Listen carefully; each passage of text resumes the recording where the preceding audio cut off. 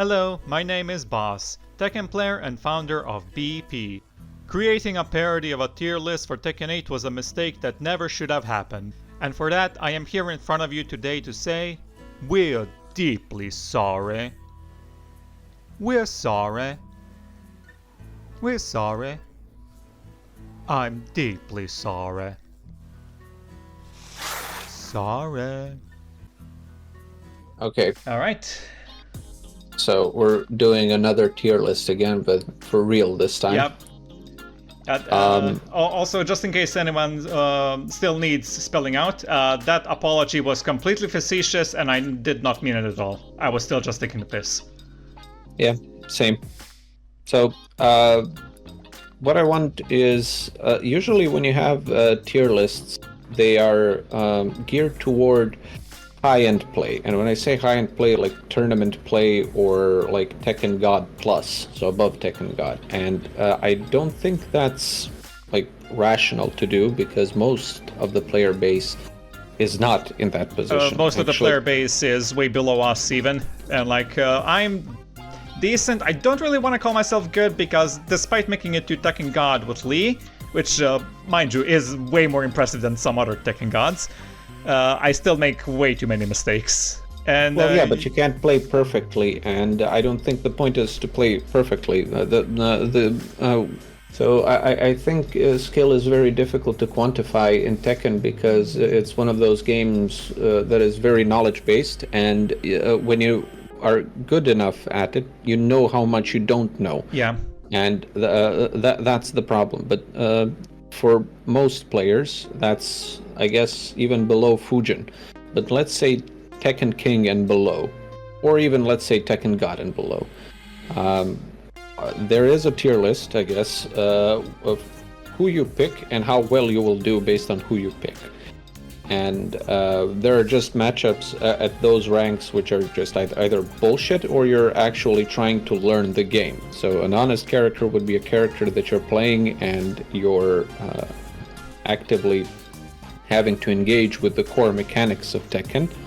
And bullshit characters are characters that you engage with the core mechanics of just your character, who has built-in knowledge checks, who just destroys other characters, but when you reach a certain level, you will get just rolled over because you don't have the fundamentals. Yeah.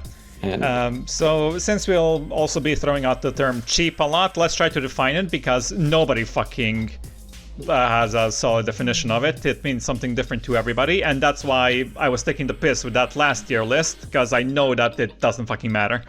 Like, the way people view it is they just skim to see their main, see that it's not honest in the tier list and then leave a dislike, or see that it is honest and just leave a like and that's it. Whatever. So cheapness, I think a good way to define it would be how easy it is and how good it is for that you get a disproportionate reward for the ease of execution compared to how hard it is to deal with.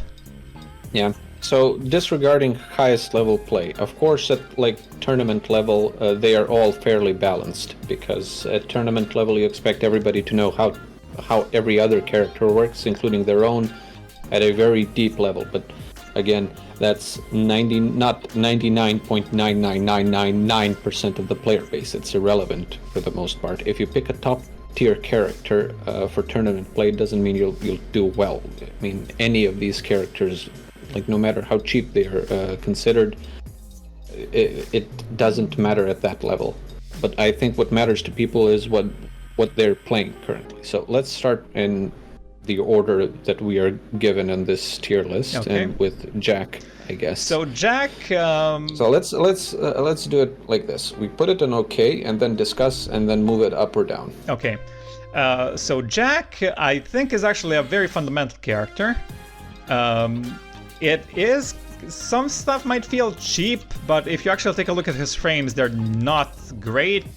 He's very slow, and some of his stuff is like minus 19 on a hit regularly, or on block, sorry. I don't particularly know how to play him yet and get past that, but he's not easy to play. Yeah, But I wouldn't call him entirely honest, though, no, he has because some slightly stupid stuff. it's very easy to mix people up just with his arm low and the mid, I guess, even though there's no reason to. I guess because of the reach, his while running thing is very easy to set up some nice frame traps, and if you know that you're plus and you do like his 10 frame, it can even knock down, and there is a follow-up to that, so you can do additional damage for that. So you can cheese it to a maybe Garyu, but above that you will have to learn the character and you'll have less luck. If you do learn him though, he does have some ridiculous damage output, I think. He can actually do death combos. Granted, they probably require a super slow launcher that is kind of hard to hit. Yeah, and his he has good stage utility because he has nice floor bounds. He has excellent stage utility with the grabs, wall breaks, floor bounds, wall bounds. The damage just goes through the roof. It's very powerful. And if you don't know what to do, like when the opponent is wall splatted, you can just do a grab and you'll do some damage. You'll do something, yeah. That's nice. So I think that's fair for Jack at fair. Yeah. So honest, I wouldn't say because of said reasons, but fair I think is okay. Few things that kind of annoyed me, like his 1-1 is minus 13 on block, but if he goes into stance, it's not. I think it might be safe practically. And he does have that heat engager kick from stance that honestly looks like a mid because his leg is straight forward, but it's actually a high. That's one thing I don't like about Jack, Kuma, the other Kuma, and like what I didn't like about Gigas or Hwoarang. I don't like large, bulky characters in the game. I just find them like visually confusing. Yeah. So. I think that's also a good place to define honest and dishonest. I would consider honest like to have clean and clear identifiable animations. Yeah. That you know the hit properties just based off the animation. Okay, Jin. Jin is in 7 he was very all around and kind of too good, but he had some glaring weaknesses. That's been erased. We're not the first to say it, many have said it before, but his jab reach is not stubby anymore, so he's great there. He's got that down to new low, which is basically, it combines the best aspects of all his lows.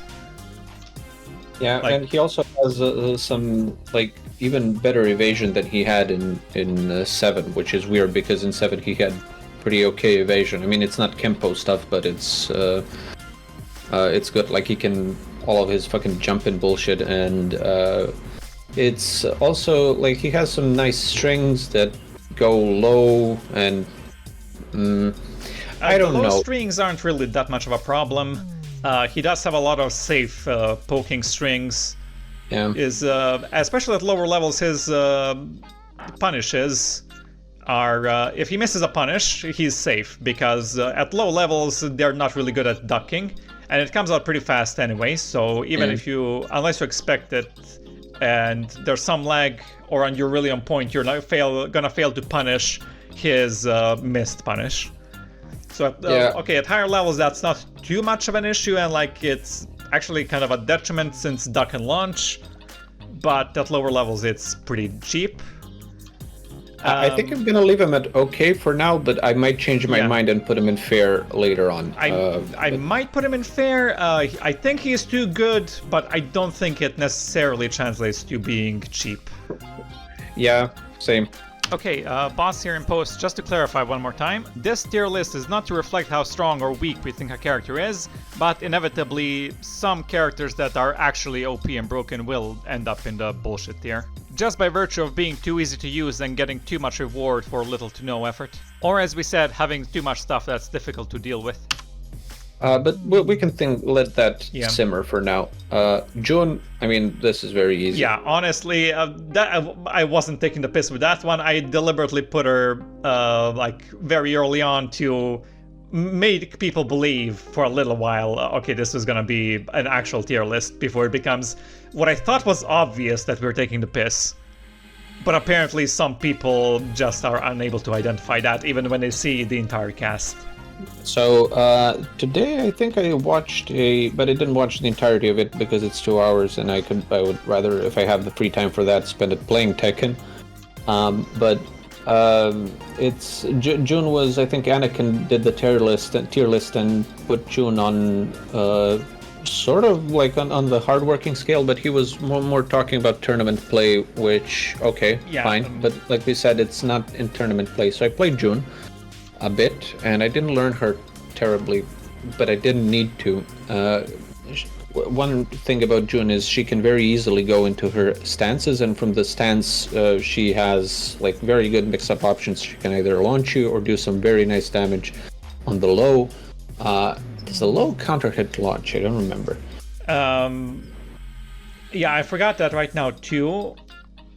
I'll check and I'll do this in post, I guess. But point is, she has very, very strong can mix-ups that are pretty easy to set up. Her heat smash is absolutely ridiculous. Like, it's ranged to hit huge damage, and the worst offender is that she gains health back, whether you hit or block it. Yeah, and I would be okay with her heat smash if it was like Raven's heat smash, for example. Raven also has like a high range heat smash, but it's very easy to miss. Yeah, and sidestep. You can sidestep it, but June just realigns. The second one is gonna hit you, even if you sidestep the first one. So I would put June into bullshit tier if you just want to mix the shit out of your opponent and just throw bullshit out. And she has some very good launchers that backflip fucking launcher will catch a lot of people rushing at you, and then you can do a nice amount of damage. Not a terrible amount, but her punishment is also too good and too easy to do. Like, okay, Lee has the acid rain, which granted a little easier than it was, which is huge damage, but you have to work for it. June just kind of mashes it out, and she gets that both from standing and from dig jab. I think that's enough about June. Yeah, there's Kazuya, more to talk about, but we don't even have to put him on okay. Yeah, self-explanatory. He is okay. So here's the thing. I'm actually gonna put him in fair. Okay. Here's my reasoning. Again, we're not doing Okay, so it's a bit weird. On low to mid-level play, he's really strong because it's very difficult to deal with the vortex when you're a new player, and you can abuse the shit out of that. Like, you can even do that fucking scrubby flying hell sweep and kill people with it. Like, I've killed people with Kazuya with that, just like flying and doing it and over and over in 7 even, like not in 8. So if you ever get on my bad side, I can just clip out "I've killed people" and take it to the police. Yeah. Well, you can just AI replicate my voice and say I've done any number of terrible things. But yeah, Kazuya feels really cheap at low levels, but as soon as you get to like intermediate, it's really not the case anymore. So that's why I'm gonna put him in fair. Like, if you want to get to, and I've seen a lot of Kazuyas at like red ranks who have obviously gotten there through the basic knowledge check, like the level 1 Kazuya shit. You can do it. But you won't progress later on. But if you spend time learning the character, you will learn the game as well. So obviously nowhere near as cheap, maybe even the bottom of the fair list, but I would say fair just because the vortex is and also like down forward 2, while rising 2, difficult to deal with, especially like down forward 2. You can, and I've seen people just throw that out constantly, even though it's like minus 12 or something. You can punish the shit out of that. Yeah, people don't punish. Yeah, I usually punish that, but even I sometimes miss the punish. One thing that the combos are sort of like not difficult, not the easiest, and I'm saying that because of the following character. I'll get that. Yeah. With Kazuya, I want to say one thing that's kind of dishonest about him is that DF2 and While Rising 2 look nearly identical. And I hadn't noticed, but yeah, I believe that. Yeah, it's just I missed the launch punish on While Rising 2 so much because I just think it's a DF2, but I guess that's just a skill issue. Otherwise, me personally, I really don't like the character. Not fighting against Kazuya, I just don't like enjoy. I played him quite a bit in Tekken 7, and I just found out that I really don't enjoy his playstyle. But yeah, okay, let's move on to King. Absolute fucking bullshit. Like zero. Actually, here. Possible. Fucking zero brain usage, and you get to Shinryu, no problem. Possibly even Flame Ruler. Easily, I did Flame Ruler without basically even like learning anything. Like I don't think I know a single combo of Kings, and I got the Flame Ruler. Yeah, I didn't watch you pass Shinryu, but I know you got to Flame Ruler, and he is just the brain dead easy. The rewards he gets for that Jaguar Sprint mix-up. Yeah, and that's one problem that I have with Tekken in general, and I think it's exemplified with the Jaguar Sprint nonsense. So, okay, two things that make King bullshit in my mind. One is that he can easily put you in mix-up situations. One is the Jaguar Sprint that he gets from a Power Crush, and if he hits the Power Crush, you just have to guess. If you guess wrong, you will get either pummeled to the ground, and which also activates his heat, which then he can use his Heat Smash, which does 1,000,000 damage. Yeah, it's but even if you block it, you go into mix-up.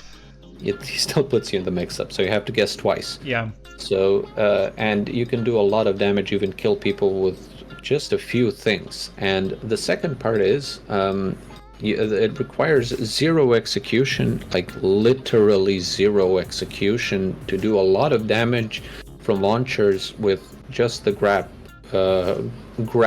quote-unquote combos. Yeah. And I don't think that's particularly good or fair.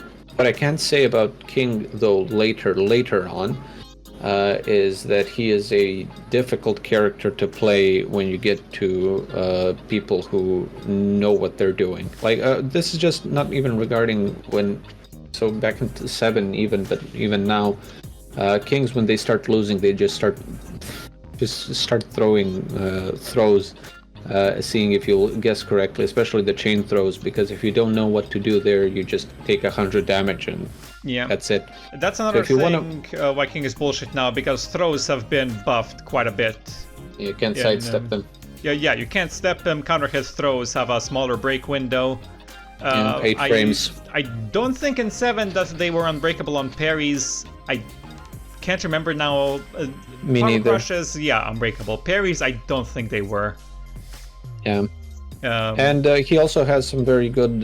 He has that very good long-range mid-poke. Yeah. He has some very nice setups. That's a low poke actually. If you're. Oh yeah, low poke. Yeah. Sorry. Yeah, the FF neutral too. Yeah.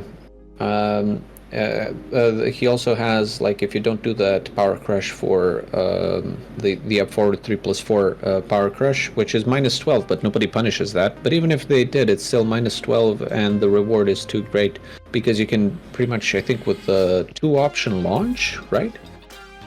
Yeah. Well, if the 2-option, no wait, the 1. It's the 1 is the alpha. Oh, it's the 1. And okay. That launches. Does it only in heat or just generally? Either way, it should not launch. I think it's just generally. No, in heat. In heat, it launches. Generally, it tosses you to the ground and you eat a follow-up.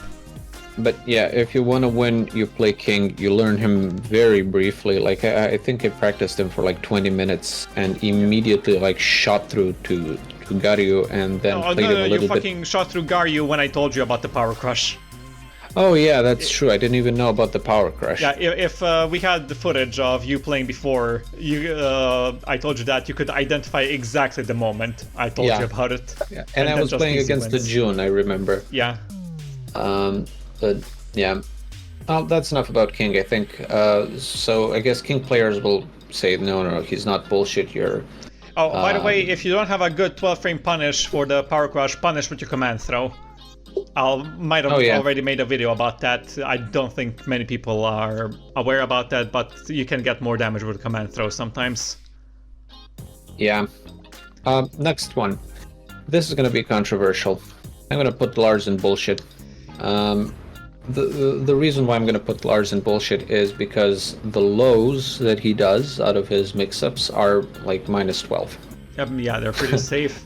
Minus 12, minus 11, not okay. For what he gets out of them, for the like he stun locks you basically, because he has he has launchers from that stance, or he can do the low. But if you block the low, minor damage, like it's not terrible. You can still throw them out, and especially at low to mid to even early intermediate ranks, like you can just keep spamming the shit out of that. I don't like Lars. He is very like his movement is also fucking insane because a lot of his approaches go under high, like even mids. I feel like I can't confirm that, but he's just like a character that gets into your face and that just spams random bullshit, and you don't even know what to do at that point. Yeah, because I kind of want to put him in bullshit too, but if I'm being self-aware, it's probably some lack of matchup knowledge, and he should be in unfair tops.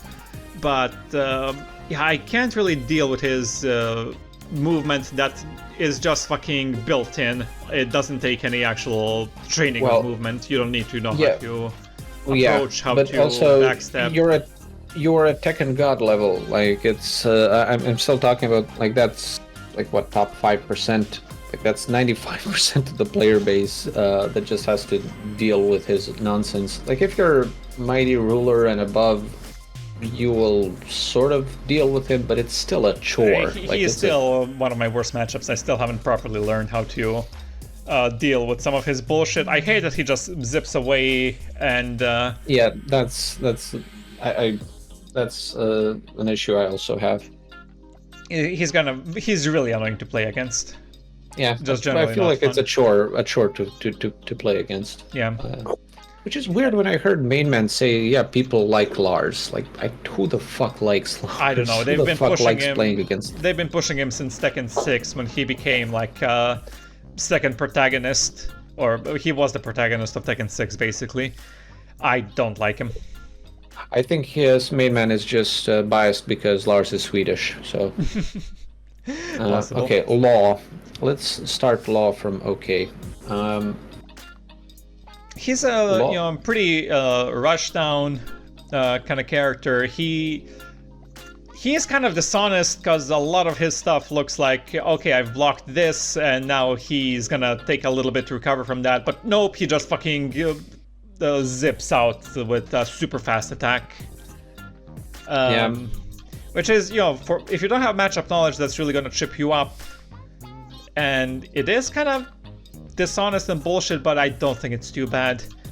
Yeah, I wouldn't put him in unfair. He has some strings that can, like some very annoying strings that also go low, and there's that, like, I think high, low, and then from that he even has like a sort of a launch. Was it like the you know what I mean? Yeah, like I know punch what you and mean. Yeah. That string is pretty difficult to deal with. You can't block the low because he just keeps going. You have to low parry it. Yeah, he also has like a very, for some reason, like deer in headlight syndrome, snake edge that can catch you. I don't know why. I think that's maybe just a me problem, but skill issue. One problem that I have with Law is that I'm too used to punishing him like I was supposed to in Tekken 7, because Laws were just absolutely retarded in Tekken 7, throwing out launch punishable stuff all the time. And that's most of that is like minus 13 now. Yeah, and you can get a long way with just confusing the shit out of people with some like slides and yeah.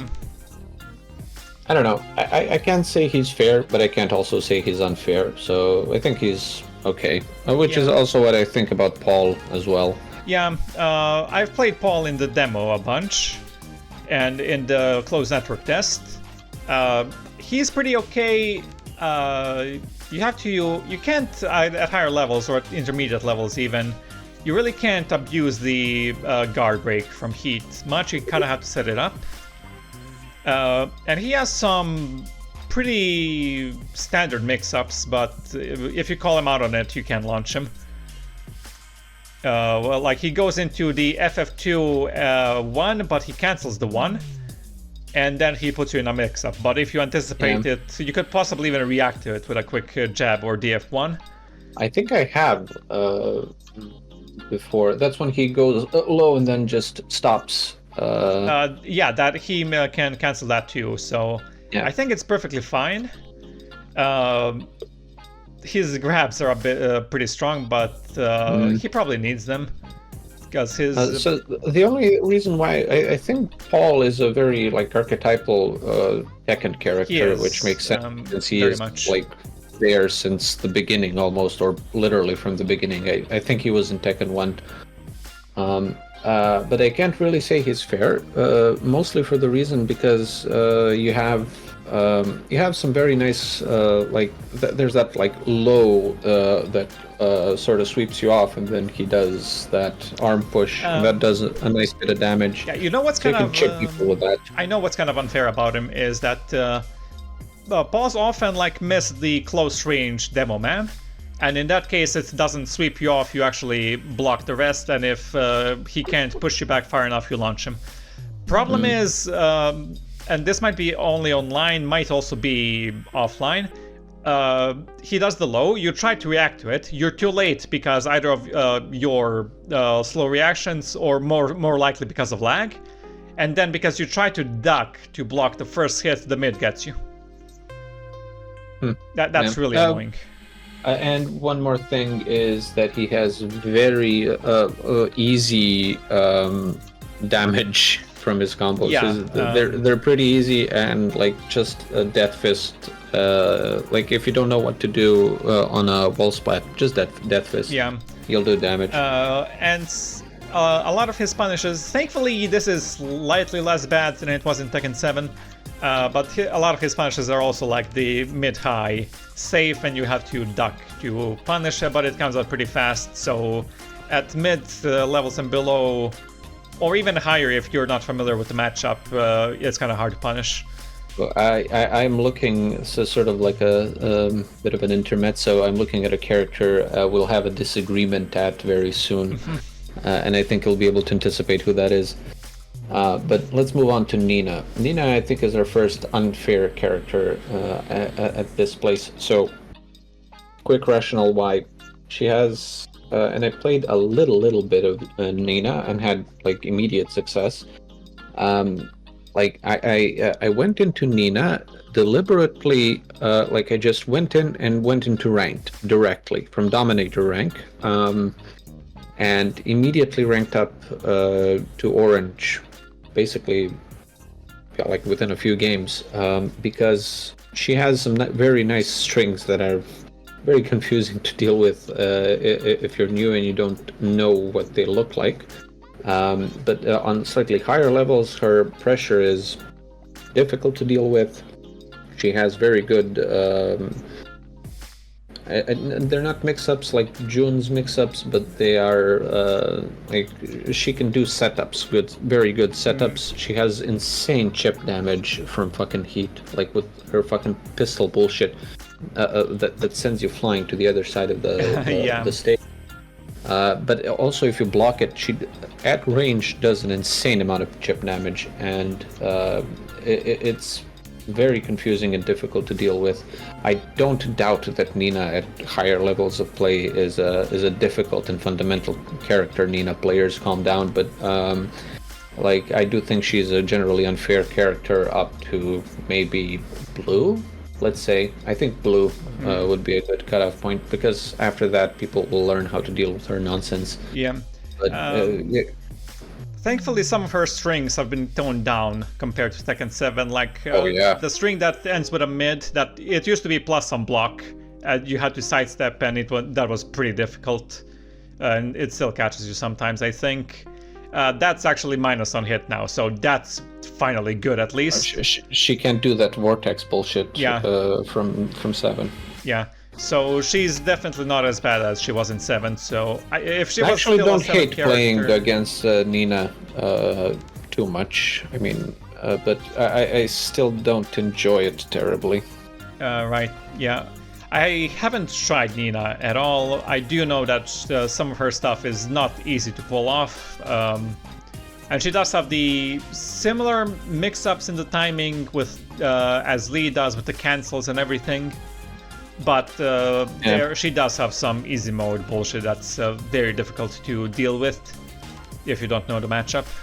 And I sort think of it's like accurate, an easier Kazuya in those terms, maybe, if I could, like... I don't think there's a direct parallel, but in the sense that once you reach a certain rank, you'll get a wall. Yeah. Basically, if you rely on the bullshit. Yeah, you'll have to learn properly at that point. I mean, that's true for all characters, but for some characters that comes later than others. Yeah, for King much later. Yeah. Xiaoyu. Okay, hold on. Just pause for a moment.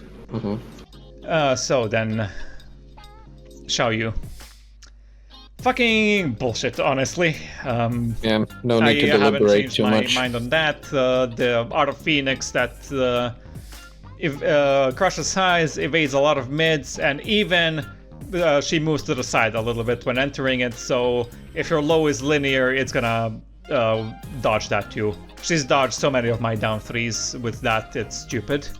One advice I can give against Xiaoyu is when she's backturned and she doesn't plan to do anything very committal, they'll usually do a dick jab, so you can low parry that shit and punish her for that. I've seen a lot of Xiaoyus do a dick jab right after a back turn. I don't like how I don't like how many options she has to both like when she's both in her like low stance. I don't know what it's called directly, but it just like just either launch you or put you in Oki or just like chip you, I guess, not chip damage, but like poke you to death with her lows. And if you try to block the low, she launches you. And if she's in back turn, you don't press anything. Or if you don't press anything, she'll still do something to you, and it will hurt. Yeah. And she's just disgusting to play against. The Kali roll is also super evasive and really annoying. Although you can punish it with back turn, but you have to do a quick one, otherwise she'll just slip away and launch you for it. Yeah, the one thing that I can say is I don't think that the stuff that you do with Xiaoyu is something that you can just spam out. So she's not in the same way bullshit as like King, I would say, or even Lars with some of his bullshit. So you do sort of need to know. Even June, June, especially at low levels, all you need to learn is the fucking 1-1-2, and I just mash random shit with that, and I do well. And it will work. Yeah. For Xiaoyu, you can't do that, but what she can do if you learn her a little bit is absolutely ridiculous.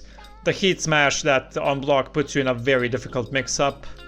The fucking lows, she has so many strong lows. Her snake edge is way more difficult to react to than Bryan's snake edge. Maybe that's just a skill issue, but her lows that launch you or knock you down on a normal hit are also just Bryan's snake edge is for some reason the easy. I always block from Bryan's snake edge. Yeah, because I don't know why. His animation is very clear. There's the sound cue as well. Xiaoyu just kind of twirls a little bit, and she does that all the time anyway. So it's very confusing visually. Yeah, and she also has a launching throw, which is annoying. Oh yeah. Okay. I mean, I don't think anybody will even I don't think even Xiaoyu players will disagree with in Heat, she also has really good options for pressure. I still have that one clip where I did a wall run, we switched sides, and she still got me with the fucking Heat move. It's stupid. I hate it. Asuka. Everyone says she's not that good. She is really annoying to fight, though. Yeah, I don't know where to put Asuka, really. I won't say she's okay. I just put her at unfair, honestly. The parry is not as good because of the general changes. So a lot of airborne attacks she can't parry anymore. Thank God, because that was absolutely ridiculous. Oh, but chicken also doesn't exist anymore. I'm pretty sure I tried to do it, I couldn't. So I don't think chicken exists anymore. Yeah, I did want to ask you that because. Yeah, I tried it. I couldn't do it, so I guess it doesn't exist. But I guess to compensate to you, you can just hit her with a lot more stuff. At lower ranks, you'll have a lot of luck with her parries because nobody will know how to, vary up your timing. And even if you do, you'll sometimes think she's done with the parry, but she is not. She also has some strings that set up other strings, which are pretty cheap, and the animations, what we talked about at the beginning, they're not very clear. What's happening, how punishable it is, then is it a mid or a high? There was one string in particular that she does as a follow-up from the counter hit full crouch down forward 1, which I could have sworn is a mid, but it's actually a high apparently, if I'm thinking of the correct string. Yeah. Which that's just not okay by me. I think that animations should be clear. Which I guess is a pattern for a lot of characters, but. So, and just to reiterate, this isn't how good or strong a character is, just how annoying or cheap they are to fight against. Yeah. Let's switch the order up slightly so we're not always in the negative and put an honest character, since that bracket is completely empty currently. Well, I have 3 I would put in right there, and it's not just because I'm biased. Lee, Steve, Bryan, definitely honest. I was, since I'm playing Steve right now and you played Lee, I thought we'd go with Bryan. You need to learn Bryan to be able to do well, definitely basically. Do. I tried him a little bit. I couldn't just mash out stupid things and No, because he doesn't. It's the thing is, even if you mash out stupid shit, you might get a counter hit launcher. You need to know how to pick those up, and then after you're done with that, you might not have a lot of luck getting that counter hit again if you don't know how to set it up. Yes, he has hatchet kick, but that also is if you don't play him, it's awkward to execute, and it's not something that you can just constantly mash out. When I say constantly mash out, I mean literally just press 1 or 2 buttons, and stuff keeps happening, and your enemy keeps dying. So it's not super difficult, but it does take some execution.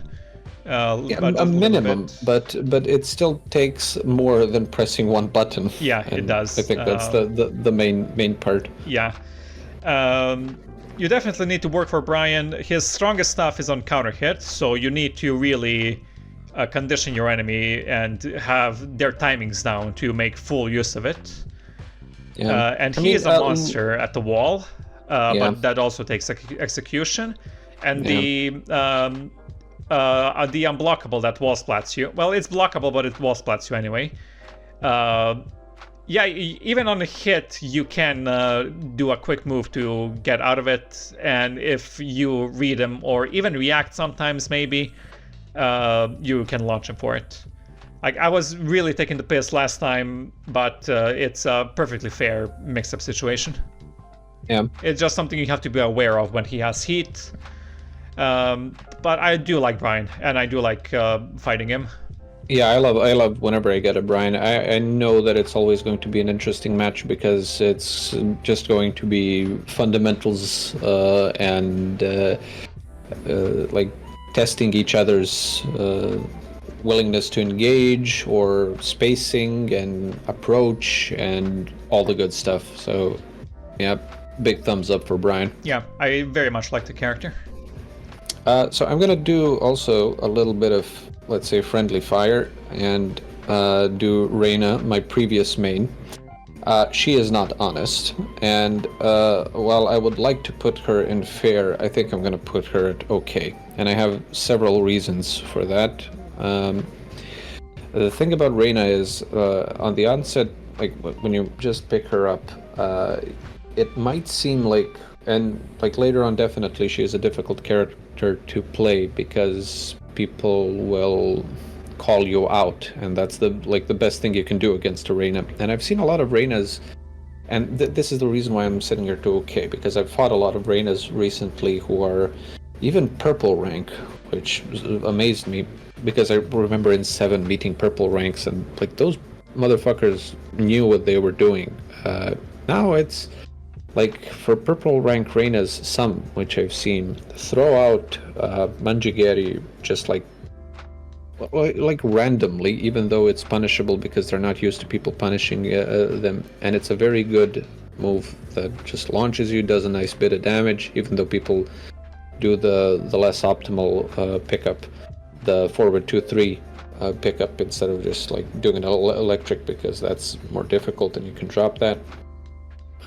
She has from Sentai a very good approach option.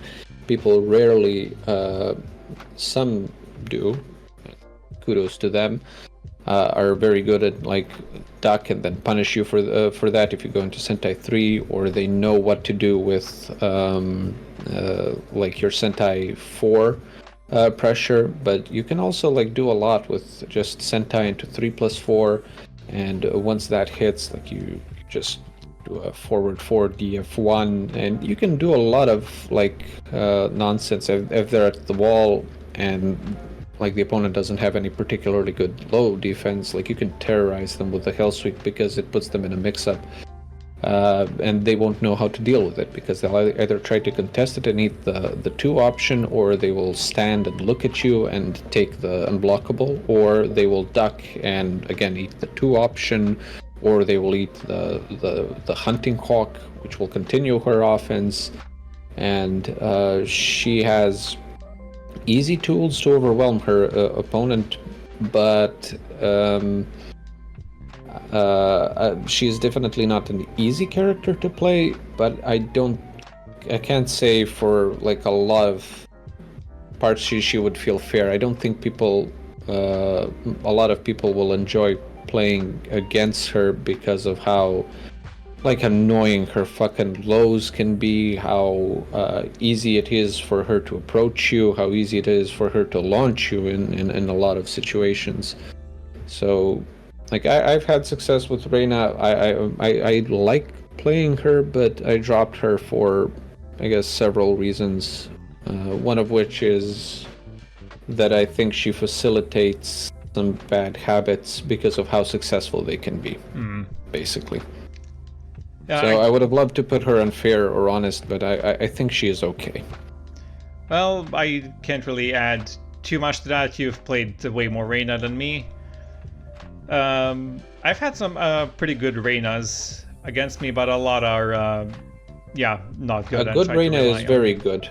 Yeah. A good Reina is very good, and Reina is definitely not an easy character to play, but... No, definitely not. I've had some trouble picking her up a little bit.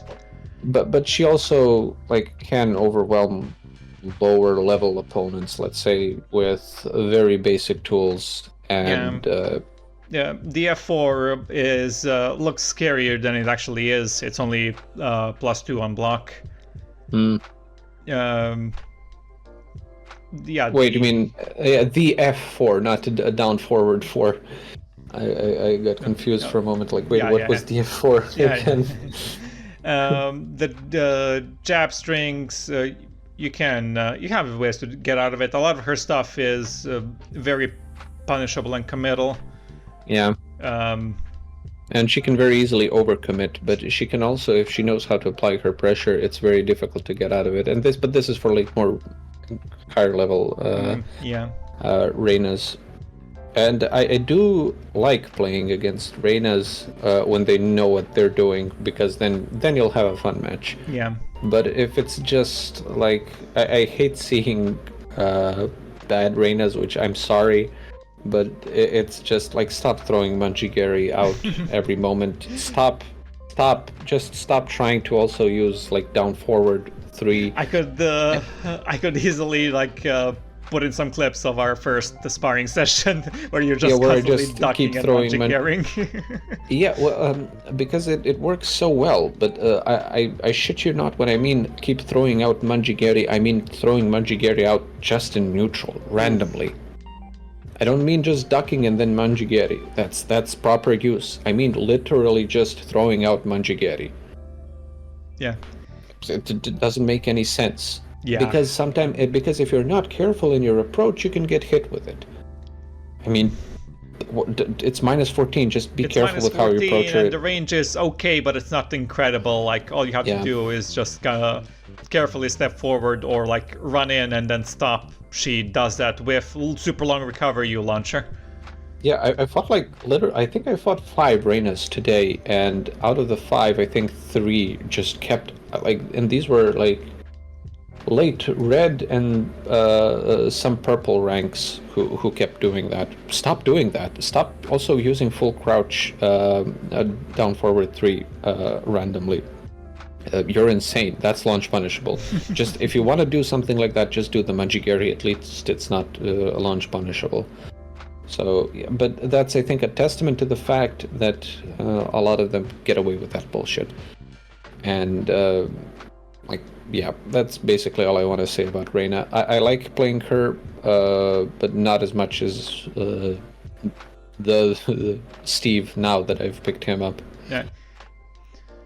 Okay, so to reflect for a moment, I'm thinking that we should actually put Kazuya down a tier, to be honest. I've been thinking the same thing. I don't. It doesn't feel right to keep him here, even though he does have some annoying stuff at lower levels, where you can just basically just hell sweep forward 4, was it? Yeah, forward 4. I think it's forward 3, but point is, since we're also trying to average out across three. the higher That's ranks true. as well, I think we should bump him down to honest, because most of his strings and attacks are also very clear where they hit, with maybe a couple of exceptions, but nothing too bad to justify him being not honest. All right, I'll agree with that. Panda. Panda, honestly, I don't think I've seen a single Panda, maybe one Panda. She is basically kind of Kuma with minor differences. Like in 7. Kuma, though, is... So here's the thing. It's kind of bullshit if you don't know the matchup, because some of your stuff will not work. But it actually works against the bears, because you usually have something much more deadly, and it's just not fun for them. This is true. However, their setups to get a lot of damage out are very easy. And it's difficult to deal with if you haven't labbed them and nobody labs them, because they are rarely seen. Even though Kuma is, not a very rare occurrence, surprisingly, in this game. But he also has. But we'll talk about Kuma when we reach him. Panda, for a similar reason as Kuma will be, nobody will know what the fuck you're doing, and you'll be able to do a lot of damage for free. So. I mean, okay, that would be true for any character, let's say, but it's difficult to deal with them because they do a lot of damage, and how they do it looks sort of confusing with their weird, like, lying on the ground stance, and then they swipe at you. The leg, like that kick where he turns around and kicks you down, and then the fucking butt and everything. It's just annoying to deal with. I've never had fun playing against a Panda or a Kuma. It is pretty annoying. I don't think you should really have much trouble playing against them. If you lab them a little bit, you can completely destroy them, and it's just not fun for them. But it is kind of true that their moveset is very strange, very unusual, dishonest in the animations. The roll, like, you can catch even higher level players on the stupid roll if they've never seen him before, and it's just not clear how much you need to step, when you need to step, if it's unblockable or not. It's very strange, but I don't think they hardly give you free wins or anything. Well, I beg to differ, but okay, maybe, but you don't really have to try too hard. Like, maybe from ruler and up, people will know how to deal with it, but if you're anywhere below mighty ruler, you will have a very fun time, basically. I haven't tried it, but a few times I fought the bears, I just kind of abuse their I've tried Kuma. I can show you later in a match. It's hilarious. But yeah, I would not accept for them anything but bullshit. You pick them to annoy the shit out of people and kill them with stupid gimmicks. So to clarify, I don't think they're really good or strong at all, but they are kind of a strange occurrence to fight, not well, like then the that's then that makes them even more bullshit, because the only way that they can win is through bullshit. So bullshit is at the core of their design. Of who they are. I suppose that kind of makes sense. All right, next up, Lili. I know you'll disagree with this, but I would put Lili in fair. There is one reason I disagree with it, and that's probably purely a matchup situation. If I do my infinite kicks and then the low high, or I think even the mid high probably too, the second extension kick just whiffs for no reason. Oh, that might be due to like the way her hitbox is created, but that's or hurtbox. Problem is that she's not even the only character. I'm having that problem with a different character as well. Also, it's yeah, but that's a very specific niche issue. It is. In general, I think Lili is... whenever I fought Lili players, they all had pretty good fundamentals. Her moveset, even though like very flowery, is very like easy to see and understand. You know exactly when she's going from like maybe one thing to another. It's her snake edge is also very telegraphed. She's just, I feel, a well-rounded character that, like, you can maybe get away with some nonsense because of how mobile you are on lower ranks. You definitely can. She has some strong panic buttons too, but of course they're launch punishable. And I think they're pretty obviously launch punishable actually, so that shouldn't be a problem. Some of her new moves are kind of annoying. They don't look that unsafe, although they are actually punishable. For the most part, I kind of agree. Subjectively, I would put her in okay, but I suppose she is mostly fair, although her movement or sidesteps are... There isn't really anything that she can, like, if you compare her to, like, the okay section, like, with Law, there's a lot of shit that you can just spam and kill people with. Same with Jin, same with Paul, like, doubly same with Paul. I'm gonna move him down a little bit. But no, wait, move him up, actually. I don't know about that. I mean, I still don't mind fighting Paul, like, everything in the okay and below, it's completely fine. For me, yeah, same. I mean, okay is completely for me also. Even though I really dislike fighting Laws, but that's a player issue. It's not the character's fault that nobody who picks him up has good connection. Yeah. But like compared to them, I think, and especially above, even compared to somebody like Jack, she just doesn't have anything that will. Maybe that's a strong word. Doesn't have, but for the most part, isn't something. Doesn't have the tool set where you can just terrorize somebody over and over again with the same kind of bullshit. That isn't like maybe like a snake edge or whatever that will catch green and yellow ranks. But yeah. I suppose. Hwoarang. Hwoarang is unfair or bullshit. Yeah, I'm putting him here first because he's on trial. So, okay, I would definitely put him in at least unfair. Yeah. It's because his pressure is pretty dishonest. Like, a lot of his stuff is plus some block, and it's really not obvious. And then, okay, so here's a really good example of why I think he's kind of cheap and unfair. His down 3-4, I think, is the string, the one that hits low and then high. Mm-hmm. There's a few moves like that in the game, including Lee's back 3-3. Law has a similar one. I'm not sure the input. Even Lars has one. Yeah, I know which one you mean. Yeah. The thing is, though, if you block the low, you're automatically gonna stay ducking under the high, and it's just gonna whiff, and you can punish. For Hwoarang, if you get up, it'll hit you, and then he guts you in his mix-up. Yeah. If you try to punish, it might still catch you. So, and he, again, he's got you in his mix-ups and pressure. And even if you stay ducking for too long and then try to punish, or you miss the timing, whatever, it'll clip you. It's a bit ridiculous, and it's hard to defend against.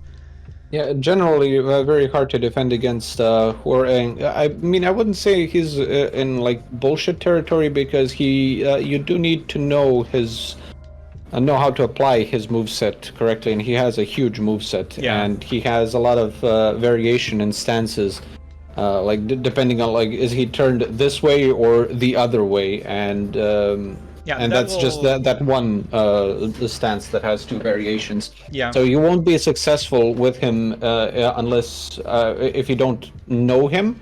But if you do know him even slightly, the pressure he can apply is just overwhelming. I think. Yeah. Another thing that's down 4-3 whatever is even if you try to punish while staying in full crouch, if you're late for whatever reason, his next attack might still hit you depending on how he goes. It's just a little bit ridiculous to deal with. Yeah, the only way you can get him to stop sometimes is with the dick jab, and even that can be like low parried, so you're risking even with that if you get, if you do it too often. Yeah, and some might think that maybe it's kind of silly to put Lars above him.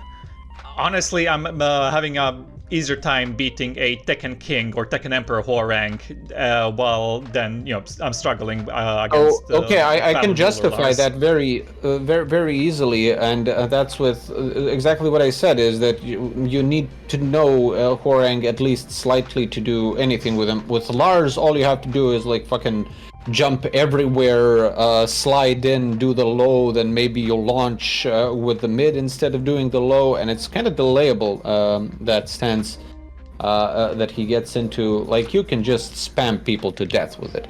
You can do that with Hwoarang as well, but less, I think, in your face, overwhelmed with just nonsense, basically. Yeah. So I know people will disagree with the placement of Lars, but I just... Yeah, okay, so again, maybe that's a subjective skill issue, but genuinely, I'm beating Tekken King and Tekken Emperor Hwoarangs, but struggling against even Battle Ruler Lars. When they Hwoarangs, when they reach a higher level, they calm down a bit, actually. Yeah, that's the weird part. Then they're actually enjoyable to play against, but like fighting lower rank Hwoarangs, who just like the only thing they know is how to overwhelm you. It's like there's a reason why if you look into their profiles, they'll have a defense of like 1, because there's no need to defend. You just keep attacking and that's it. Yeah. Okay, Claudio. I'm gonna put him in okay for now, and it's kind of tough for me to move him from there. Like, he's definitely not fair. I'm not sure if he's unfair. I mean, he's definitely not fair. I've had some Claudios just spam strings at me that it's not clear when you can jab or how you can escape them. Yeah. But I'm not having too much trouble with him. The projectile is a bit stupid. Yeah. But it's not too hard to deal with. No. So it's not that much of a problem. I mean, Kazuya has a projectile as well. Yeah, Kazuya's is actually even more telegraphed, I think, and it's it's much less of a problem than Claudio's, but his isn't a problem either, really. Yeah. You just kind of have to be aware of it when he has heat, because he can spam it a bit more, whereas usually he needs the starburst.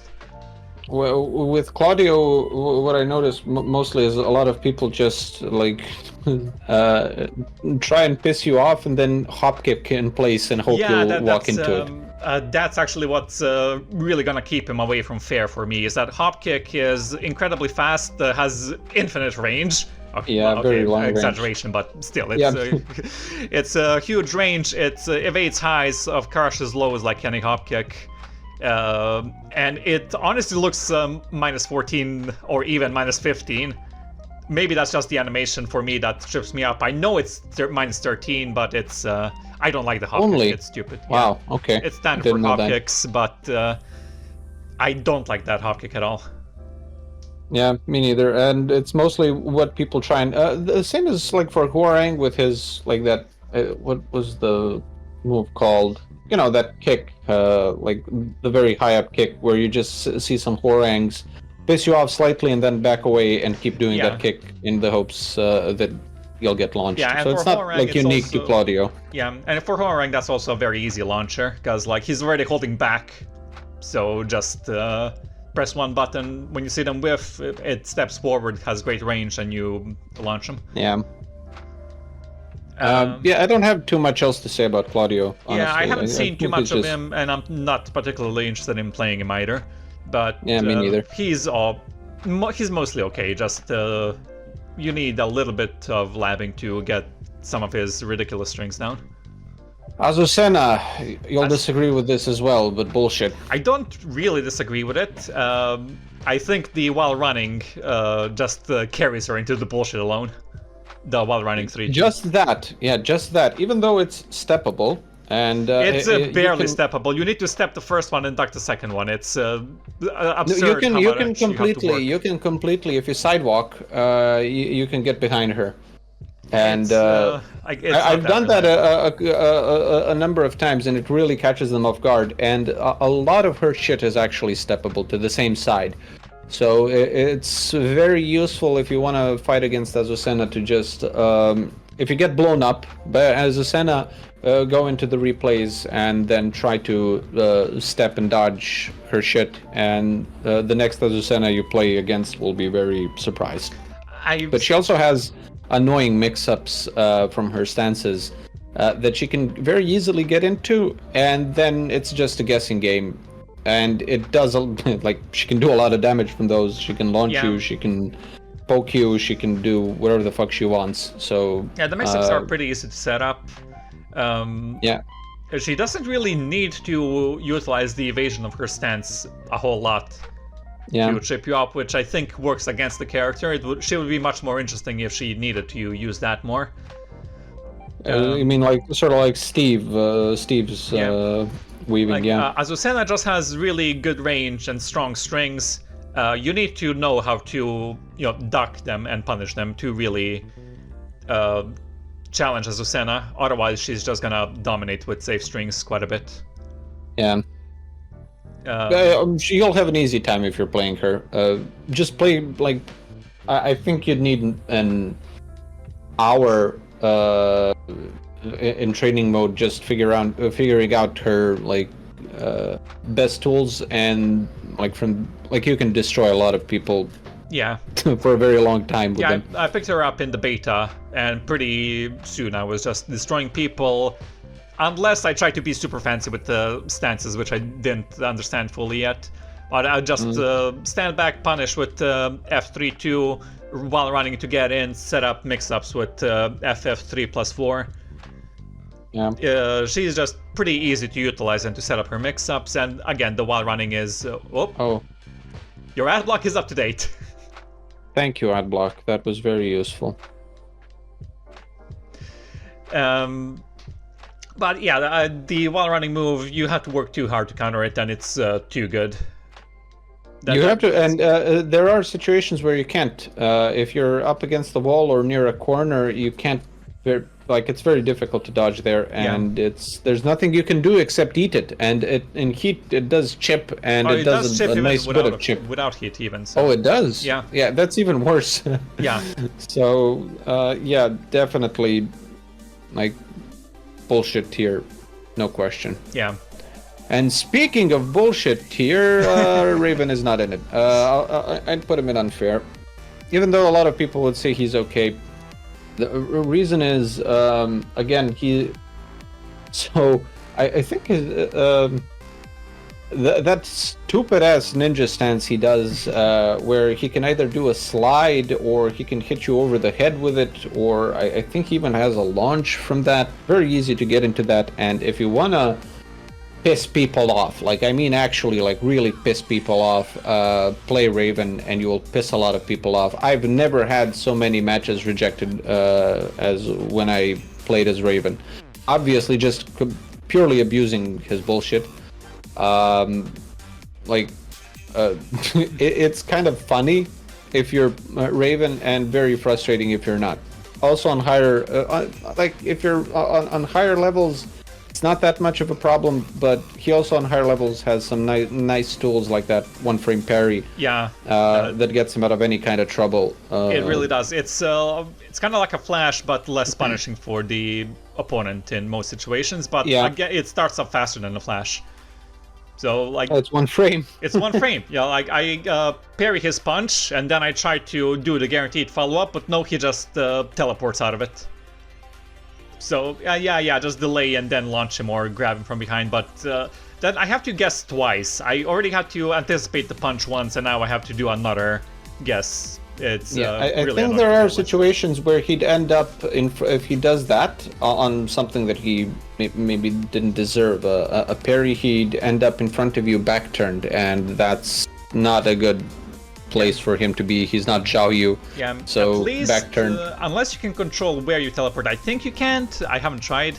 But at least if he has got his back against the wall, he might still eat the string if he tries to teleport out of it. I don't think he can control that teleport. I know he can control like the other teleports, either standing, crouching, or... Yeah. I think just the standing and the crouching are his options. He's very vulnerable from back turn, so if you want to abuse his shit, don't do that move that gets you into back turn unless you know what you want to do with it. Otherwise, just like go ape shit with like. There's also that back 2-2, I think. It's high, like you can duck it, but if they don't know that, from that you immediately go into his stupid ass cringy ninja stance, and from there you have like a mix up. Either you're gonna go low, which can like counter hit and deal a nice bit of damage, or you can, I think, do another like overhead swing that also does nice damage that's mid. So you just keep mixing those up and people will die and then not rematch you. Also, you can approach them if again they don't know how to defend very well. Even if they do, if you don't spam it too much, just go into that stance and do a slide and it will be nice for you.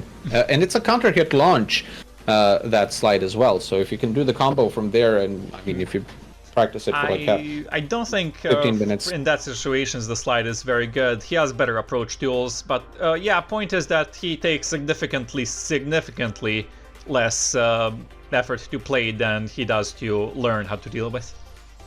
Yeah.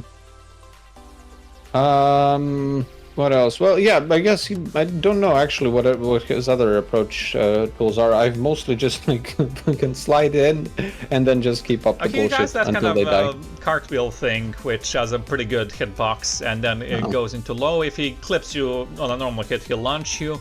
And to mix up the low, which isn't that unsafe, but to mix it up, he can go for a mid, which granted is launch punishable. I don't think it's very obvious that it's launch punishable though. Honestly, I didn't even go through his entire move list. I think I reached Shinryu-ish.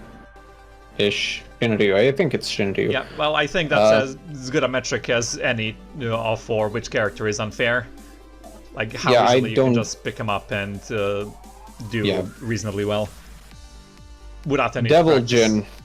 Devil Jin, so I think he's honestly the most honest character in the game. No. No. He has some really stupid stuff, namely that heat smash that's full screen. Is it full screen? Yeah, it's. I think it's basically full screen, if not actually full screen.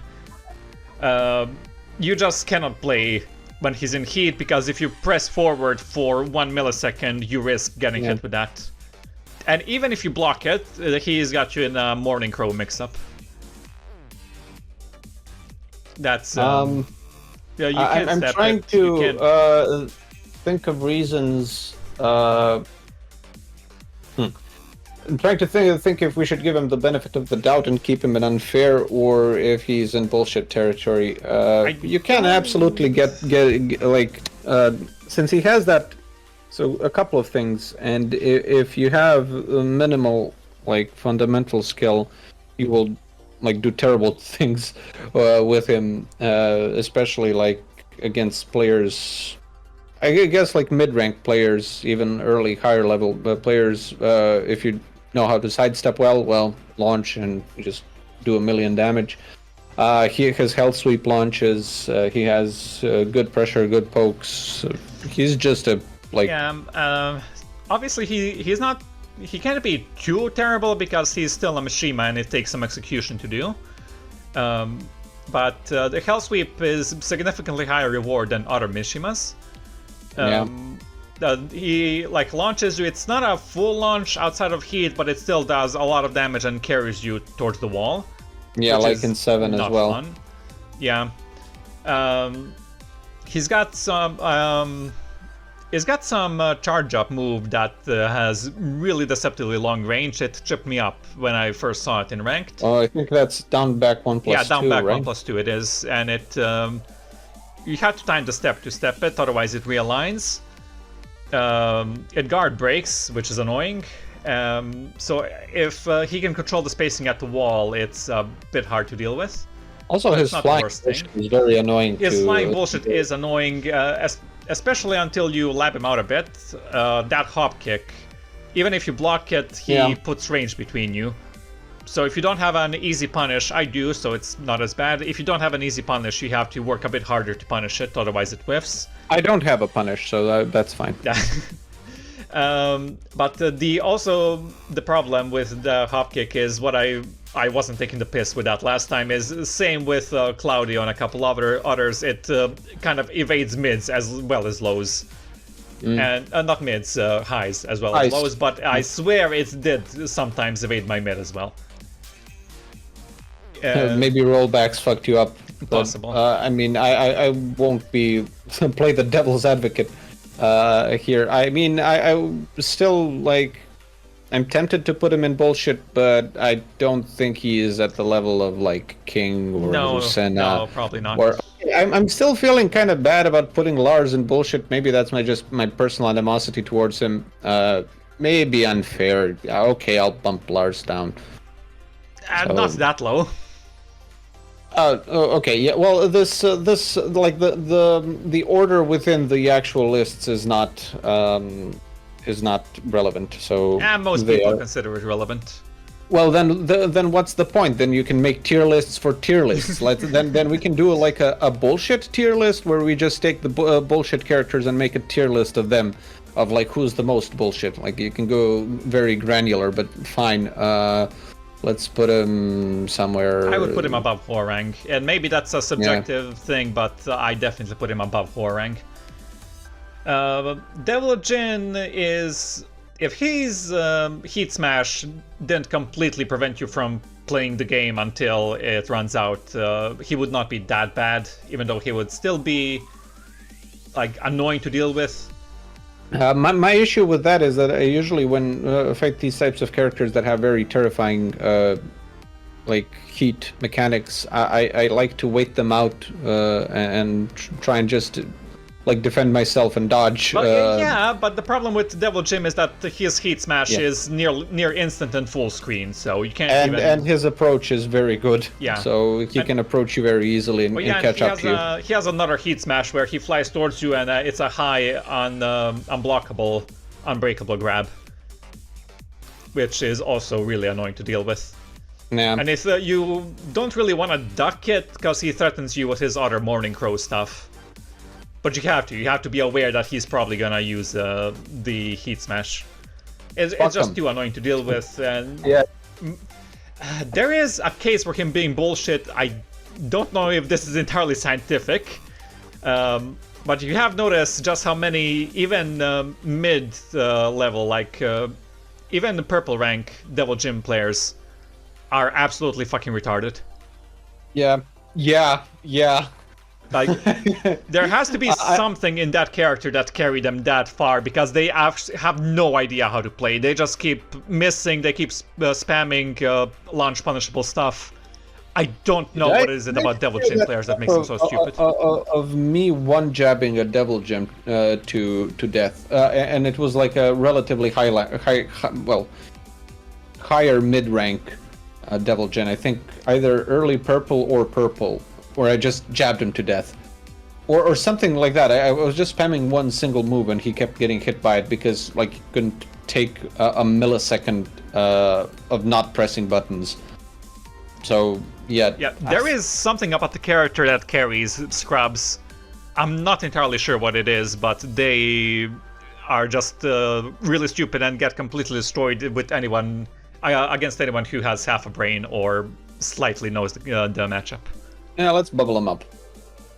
That's my argument for him being bullshit. That apparently idiots get to mid-high ranks with him, and I don't know how. Speaking of Dragunov, I'm kind of sad what they did to Dragunov. Me too. They made him much like in 7. He was I would have like put him in either honest or fair, maybe even going more under to honest than to fair. A lot of the Dragunovs I faced in 7 were very good with their fundamentals, very good poking, very good spacing, very good basically everything. Now it's the opposite. Yeah. I don't know if he's just based off his moveset. I don't know if he's necessarily in bullshit. The balance is in bullshit. The moveset I don't think is necessarily in bullshit. Maybe top unfair. No, but he has some very... Yeah, let's put him on top of unfair, even though I would even say maybe bullshit, because he has... but you do need to know how to play him slightly, and I guess by that metric, maybe Devil Jin should be down and under unfair, but we'll see. For Dragunov, you do need to know how to play him slightly, but some of his fucking... Like, that low attack... I think you know the one that I mean. It's not his like that karate chop to the legs. It's the one that goes for a string. It doesn't look like it's low, and he can just confuse you with some of his moves.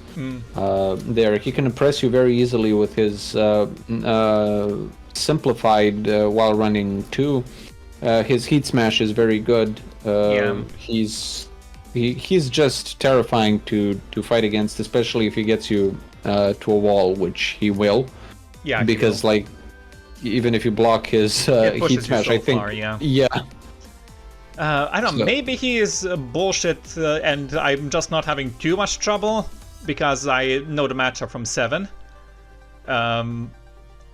But for now, I would keep him at the top of unfair. Okay. Just maybe it's because a lot of people put him just in bullshit without like second thought. I think we're even giving him a lot of benefit of the doubt.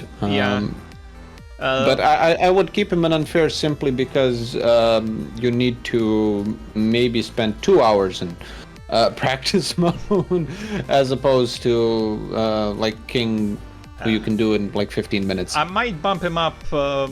Yeah, that's the difference though. Like with King, all you need to do is to know that Jaguar sprint and that's it. With Dragunov, I think you might have to know something else.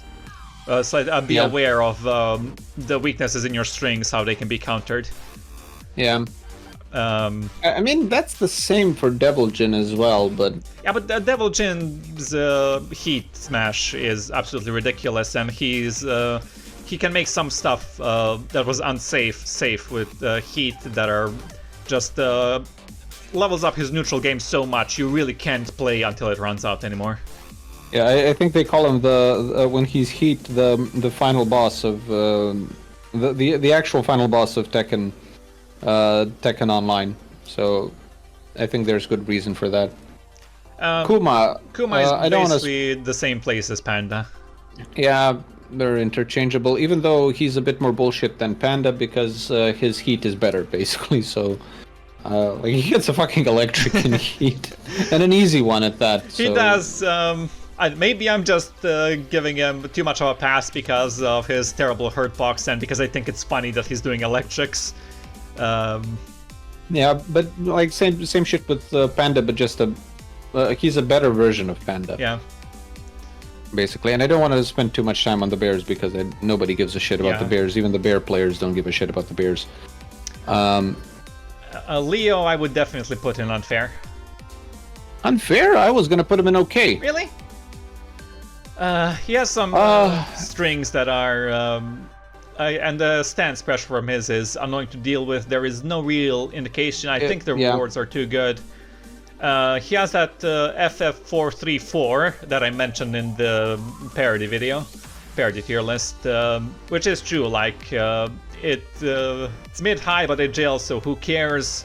And you have to anticipate the low, otherwise you get launched. You're really not allowed to mash out of that, so it's essentially safe. I kind of like playing against Leo, even though I don't know why. I've always liked playing against Leo, even in 7. But I do like his, especially when he starts with his stance pressure, it's like sometimes infinite, and he can at any point counter hit you if you try to contest something and you don't know for certain. Like, you can't contest that. That's the problem. At lower levels, there is no way you will find out how to deal with it. He has, like, I think perfect mix-ups, essentially, from the stance that it's very easy to get into.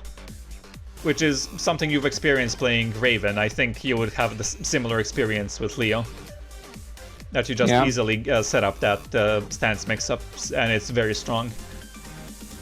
Yeah, I think that's fair. He's not the character, the I wouldn't placement. call him bullshit, and it's probably some lack of matchup knowledge, but I definitely feel that I have to work a whole lot of harder. I mean, I'm playing Lee, okay, but even if I wasn't playing Lee, I'd feel like I'd have to work harder than the Leo player. Yeah, because he can just like flowchart his. He can mix up his flowcharts a little bit. But, and like, the other thing, the other thing is that he has another stance transition that goes under mids. It goes under a lot of mids. It pisses me off every time it happens. Huh. Not exactly sure which one you mean, but he goes like very low to the ground from and he usually launches you from that. Yeah. I hate anything that's so reliably evades mids is really bullshit in my book. Yeah. That's really Shaheen. what pushes him over the edge. Shaheen. Who? Yeah, exactly. Shaheen, I would put in fair, honestly. I guess, I don't know. Maybe honest, maybe okay, maybe unfair, maybe bullshit. I don't know. Nobody plays Shaheen. Nobody fucking plays him still. I saw a couple of them. Like, I did have a day when I met like 3 Shaheens, and I don't think I've met one since then. But it's like I don't know. I have fun playing against him. I have his attacks are pretty clear. I don't feel like he has anything that will just carry you to the top if you just play him brainlessly. I think he's a pretty fair and okay character. He might even be honest if I fucking knew anything more about him. There is a chance, there's a very real chance that because nobody plays him, nobody has discovered just how broken he potentially is. I don't know if this is true because, again, nobody plays him. I haven't fought like maybe 3 Shaheens total. I don't know why he's an 8. He wasn't popular in 7 either. Probably to appeal to the Middle Eastern FGC. Wait, then who's the... yeah, we have... do we have representatives from every major? We don't have a... Yeah, okay. Well, yeah, where's Lydia? Where's my Eastern European, Southeastern European? She's now Japanese and Heihachi's daughter. Yeah. What was I gonna say else about Leo? Leo, no, Shaheen. That's how forgettable he is. We already forgot who we were talking about. I might actually just like try and picking up Shaheen a little bit to just like get to know him slightly and to surprise people like, hey, you exist. That I'm glad is not at least like they picked Shaheen to bring to 8 and not fucking Lei or yeah, just not fucking Lei. I think Shaheen can stay in fair, but I'm only saying that out of ignorance. Can we put Lei in bullshit? I know he's not in 8, but can like maybe just like a lingering after image. No, okay, whatever. Yeah, we already went off topic from Shaheen since Shaheen is very nondescript. He is the most character of all time. Yes. Steve-O. Honest, no contest, honestly. Yeah. The only thing, like his new stance, the Lionheart stance is, but you still need to bait it out. It's pretty evasive, and you get a little bit of a launch from that. That deals an okay amount of damage. I think you can deal like 67. Yeah, that launch tail spins immediately, so it's not even a full combo. Yeah. And it's the starting damage for it is not ridiculous. Yeah. I don't think it's bad. I haven't had much trouble dealing with Lionheart. I've frequently broken his heat clench without actually labbing it ever, just by guessing. Yeah. Accidentally. It's not that troublesome. It is very difficult to play Steve. You're fighting an uphill battle. You really need to pay attention to your opponent. Yeah, that's the main way you play him, basically. You just learn your opponent. You have to know Steve, and then you have to know the matchup, and you have to learn the opponent as you play against them. So with Steve, you'll usually have the experience of, like, you first start to lose, but if you learn your opponent, like, you might lose the first match and then win the next two, and that's fairly, like, if you're utilizing him correctly, you'll be... You'll have a lot of success, but he is pretty difficult, and he is. Like, whenever I'm fighting Steve, despite me having a perfect counter to like 95% of his move list, when I meet a Steve who knows how to mix up his timings and get past my parry, I cannot be mad. I can't be mad. I know that it requires a lot of attention to actually pull off, since I can just do a parry that has a pretty wide active window and get him. I'm always impressed when somebody does that to me. I mean, there's not much else to say about Steve. He's I don't think anybody can disagree reasonably with this. Yeah. And nobody will disagree with this either. He is very overtuned. He's incredibly all-around good at everything. His heat oppression is stupid. Heat fucking bullshit. I tried. I was labbing that, and I was like, what? How can you, like, what can you do about that? You can be more than half screen away from him, and that's it. No, so there are two things that I figured out, and both are impossible to react to. So you can jump, and like jump over that wind fucking circle he creates around himself, or you can punch him out of the air. But you need like a split-second reaction time for that, and or you call it out. But and when he hits you with that, like, okay, you're now getting mixed up, and then he can either do a nice bit of damage and then do it again, and then do it again. Yeah, but you can't really call him out on it because he has a lot of great tools to catch you mashing. Between like Kempo, parries, going low. He has that, I think it's D2. That's a very good, what is it, 11 frame, I think, counter hit, which is also more powerful in heat. Yeah. You just really can't press into him, so you're just gonna have to eat that mix-up he forces. And his low poke, if it counter hits you, does like 40-45 damage, something like that. And it hits from pretty far away. Yeah, pretty long range. He has the launching sweep that is faster than a snake edge. I don't think. Yeah, I think it only launches on a clean hit. I could be wrong, but either way, it's very fast. I don't think it's reasonably reactable online. Yeah. Feng is just bullshit. I think everybody agrees with that. Yeah, well, that's Harada's main privilege. Yes. Okay, Yoshumitsu. I think we might disagree on this, but in the other direction than up until now. I'd put him in fair. Okay, I wasn't expecting that. Well, you thought I'd put him in unfair? I thought that you put him in unfair. No, so a lot of his. So here's the thing. There are a lot of things about Yoshumitsu that are unfair, which is core to the character. It's not fair that he can do a flash and then launch you, but it's not fair that you have to completely adapt to him, to Yoshumitsu, when you're fighting Yoshumitsu, as opposed to almost every other character in the roster. Like, you have to really adapt to Yoshumitsu. Or you're gonna get fucked. He has a lot of good knowledge checks. He has a lot of good spammable strings. Wait, why did I put him in fair?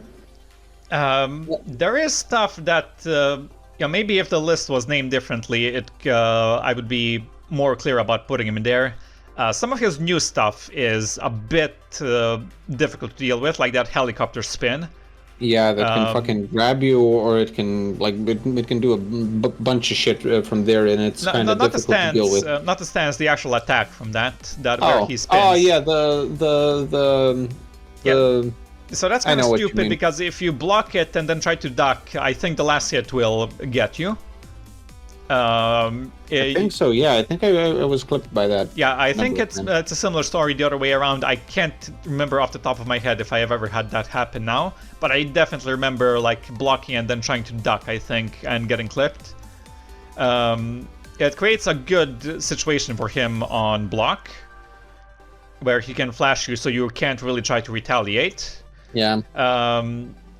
It's pretty strong. You have to be ready. It recovers very quickly after he lands, so you have to be either very strict with your punish after he lands, or you have to hit him with a move that hits mid but stays low to avoid getting clipped.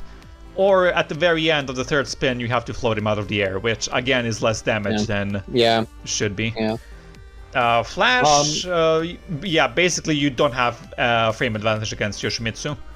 Yeah. But it's core to the character, and if you anticipate him, it's not difficult to launch him after that.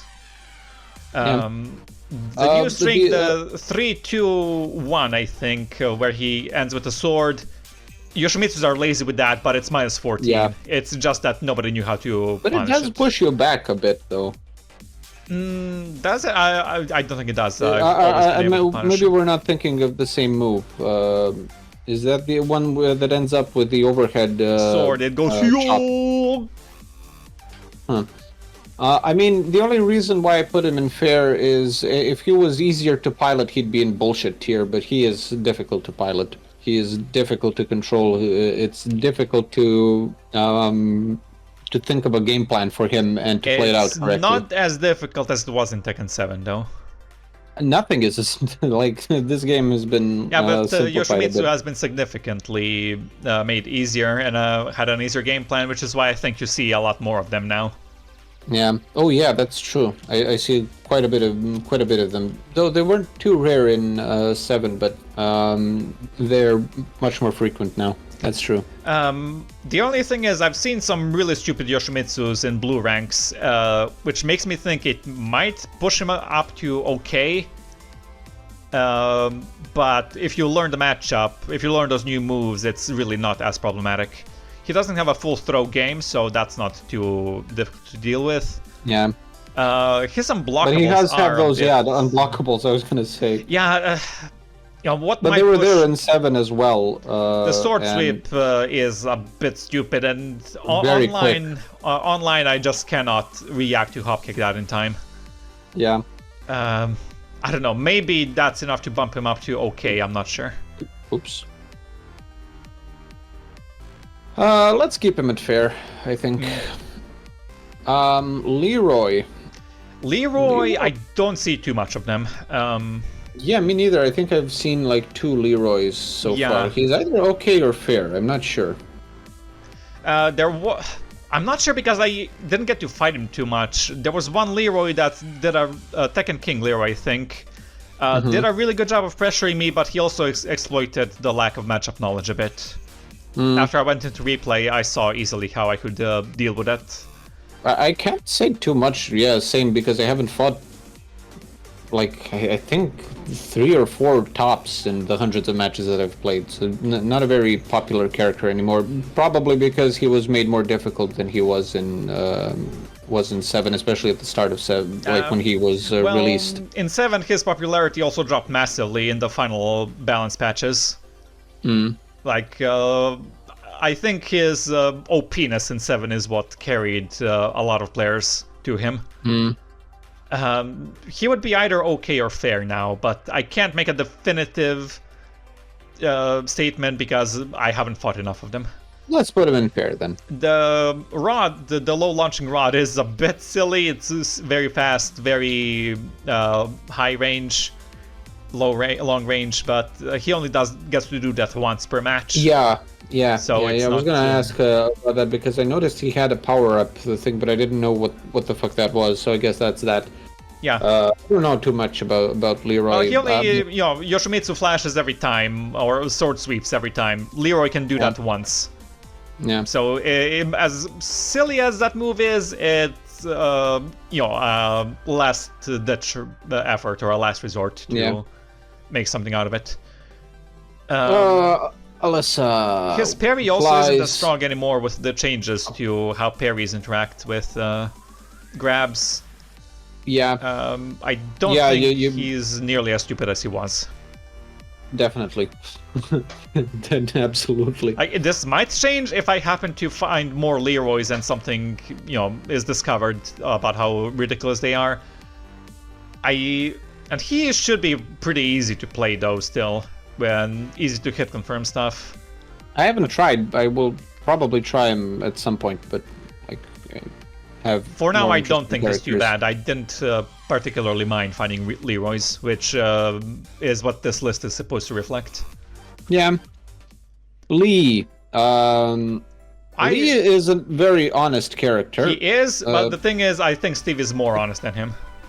I would. There would be an argument to be made if the tuning in 8, didn't give him very good options to break turtles, and because the back 3-3 is very fucking annoying. It is, but honestly, he really does need it because he has very little ways to initiate pressure from mids. And if he didn't have the back 3-3, it would be very difficult to get people to duck. Yeah, and that's you need true. people to duck. The thing about Lee is, I fought a lot of Lees. He's become a lot more popular than he was in 7. But a lot of people just use his low pokes to poke people to death, but if you actually get launched by Lee's, you'll see so many drops. Yeah, Lee has every to single work combo is gonna get hard. dropped. He has to work incredibly hard to make his combos worthwhile, and they're very worthwhile if you can do it. Like excellent wall carry, amazing damage, half health if you get hop kicked. Yeah. But he does need to condition you, just like Steve. He needs to pay attention to what you're doing. Yeah. And I distinctly remember my, climb through Tekken and the grind and everything. He is not nearly as difficult to deal with as he is to actually play. Because in low ranks up to high ranks, even until I really learned the character, people could just do a lot of random stuff that they, in response to my attacks, and just come out on top. Yeah, and if Lee goes into a flowchart where he just keeps slow poking you and shit, you can just get and there were Lees I fought who mostly did that. If you just get what they are thinking, and it's very easy for those lower level Lees to fall into those traps, I guess, of just going for the easy damage. Yeah. You can terrorize them because then they'll have nothing to do. And a lot of them try to bait you in with Hitman stance to just rush in. If you're fighting against the lead, just don't rush in. Make him go to you because he still does have some trouble opening up turtles even with his new tools, because if you like get what he's trying to do, you will be able to defend against it, and then he'll have nothing basically. I do think Lee is very strong, and there's probably some downplaying still going on. And if anybody on the Tekken team is watching this, Lee is incredibly weak. What the fuck did you do with him? Seriously, guys, come on. But he needs to pay attention, and he needs to know both himself and the opponent, both in matchup and his heat is very strong, though. His heat is very strong. It doesn't really change him, honestly. No, but if you know what it changes, it changes. For example, for the well, it lowers the execution barrier, but it quite a lot because okay, you still need to do the pickup and the combos for certain things, but like you have a very good 10 frame punish for with Lee that you don't have to work for at all while he's in heat. And it does quite a bit of damage. It's I think the most damaging 10 frame punish in the game. That does matter at low to mid levels. At higher levels, it really doesn't change anything. The only thing Lee gets in heat, is the low heat smash. Yeah, gets the low heat smash, which is launch punishable, and very little damage. It's not too useful, other than to like slightly mix them up, and maybe at a wall break or balcony break to get something. That's when you need to be aware of that. Yeah. Otherwise, the damage is underwhelming, and he gets launched for it. It's not very fast either. It's like 21 frames, I think, to start up. Yeah. Difficult to use, not that difficult to deal with at lower levels. Well, because they won't know what they're doing. But however, like forward 2-1 is my counter argument, because for some reason it magnetizes people's heads, and they just want to get hit by it for some reason. I don't know why. And I do think his animations are very honest. I think it's maybe there's like one exception, but there it is very clear where it hits and what the hit properties are. Yeah. So I think it's hard to disagree with this. Yeah. And I think he's a very strong character. Like he is much stronger than Steve, I think. If his execution was like if they made his execution on the level of I don't know. Well, okay, let's say imagine Lee, but with the execution requirements of Paul. Fucking that would be utter bullshit. Like you hop kick him and you take half his life, and that's it. Yeah. Like it's such a risk to actually get the wall carry and to not drop the combos on a very easy connection. To drop the combo. Yeah. Like okay, I can do it consistently offline, and even then I sometimes can drop it. When you have to deal with a variable connection, it's a big risk. Yeah. Zafina. Zafina, I would put her in bullshit because of just she has such unclear gimmicks and her stances, and there is some subjectivity here. Well, I mean everything in this list is subjective, but specifically from me, because her stances put her low, and I just cannot pressure her with highs, which is my main way to initiate my pressure game. I have to either poke her with a mid or try to initiate pressure with a low. I would actually maybe bump her down to unfair, maybe near the top of unfair, rather than bullshit, because well, I'm trying to give her the benefit of the doubt. I just think she's very dishonest in her animations. Yeah. Her stances are sort of difficult to deal with, but if you're good at spacing, I think she can be handled pretty okay, but you need to put a lot more effort in than she does. Yeah, the thing is her movement. I don't know about the effort because I haven't tried to play her.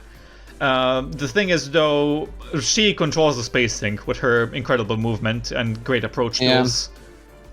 And like, if she goes low into her stance, depending on the matchup, you might not have a way to close in. She has like a low mid that's a launcher. It's not natural, but it's annoying to deal with. Low heat smash, mid heat smash. Both are very strong. The low heat smash at the wall extends into a combo string, and at a bound or explosion, that's incredible damage.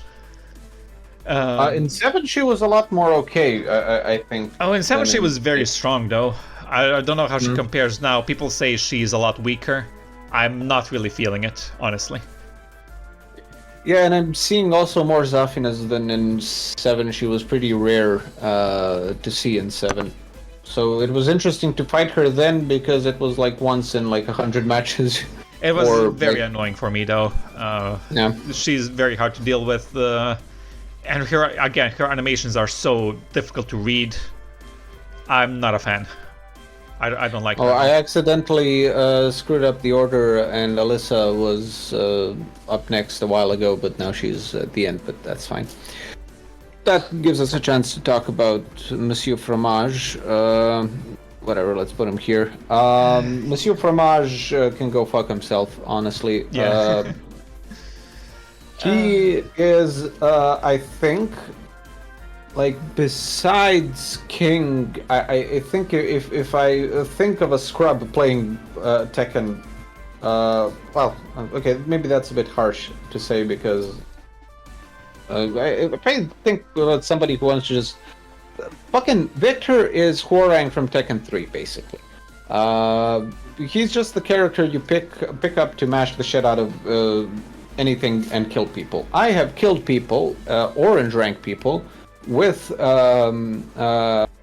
Victor, with one button. Yeah, with one single button. That wasn't a joke last time. It was literally one singular button. I might still have a clip. It was, I think, hilariously a Devil Jin that I was fighting, but just, and you know the button. Yeah, it was the Kazuya. I mean, the viewers. Okay, yeah.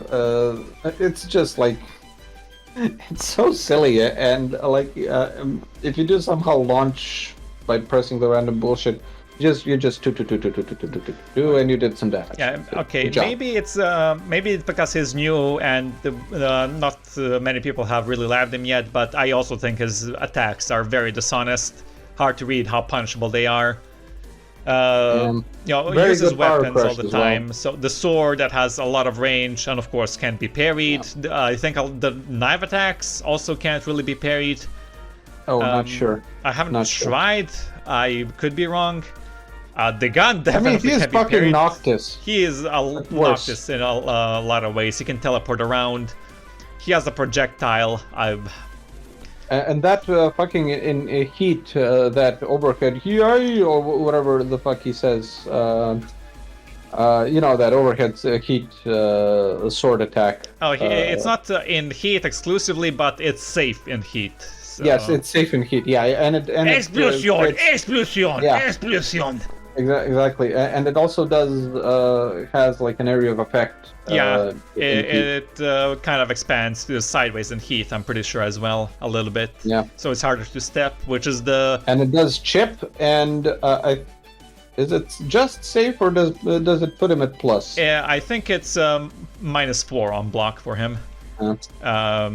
Which is nothing, especially since you'll be at range. Yeah, it so pushes back so far, neutral. so it's basically neutral. His Power Crush is also very spammable. Yeah, I didn't mention that briefly, but it's spammable. You can duck it, but it's still very quick. Yeah, very quick. Spammable. It doesn't put him in a bad situation on block.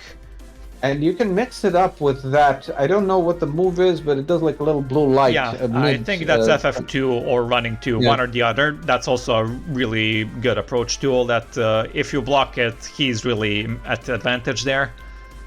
It puts him where he wants to be. It can be stepped, but doesn't happen too often because there's other threats. Yeah. I mean, I say that I have a clip of me stepping it pretty well. It's just not fun to fight though still, even with the fixes to the bug throws, not fun to fight. Oh yeah, when you mention fixes, like Steve is hilariously bugged, and his flicker. I mentioned that yesterday when we were playing. Steve's flicker. If you hit a back one and go into flicker, you can punish Steve. Are we 100% sure that it doesn't take a little bit for him to be able to block? No, it says in the frame data, it says -1. Well, yeah, but that's how quickly you can throw something out. Maybe you're still not allowed to block until you. If that is, then back one is much worse. Because for Lee, some stuff, I think forward 4-3 on block says -9, I think. I forgot the exact frames. So technically you should be able to block, but because he's transitioning into the hitman stance, he cannot block.